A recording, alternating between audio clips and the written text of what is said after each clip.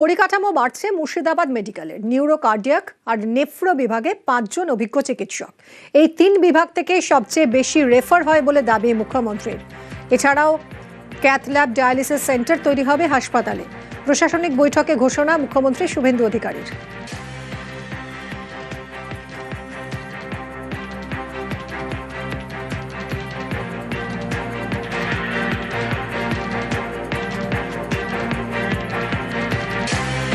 Murshidabad medical কলেজে neuro cardiac nephro সব রোগী প্রায় রেফার হচ্ছে।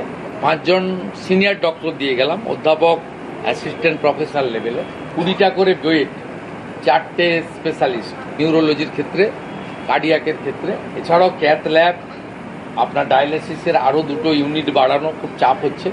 এগুলো মুর্শিদাবাদ মেডিকেল কলেজের জন্য কিছু কিছু এখানে আমরা আজকে বলে গেলাম। প্রতিহিংসার বদলি খারিজ মেডিকেল কাউন্সিলের। রাজ্য জুড়ে 44 জন চিকিৎসক নিজের জায়গায় ফেরালো রাজ্য। 2022 সালে রাজনৈতিক কারণে শিক্ষক চিকিৎসক বদলি, কাউন্সিলের ভোট দাঁড়ানোয় উত্তরবঙ্গে বদলি অর্পিতা চট্টোপাধ্যায়।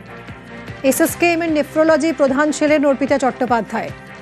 অন্যায়ভাবে চিকিৎসকদের বদলির অভিযোগ ওঠে। স্বাস্থ্যমন্ত্রী হিসেবে দায়িত্ব নিয়েই অন্যায়ের প্রতিকার।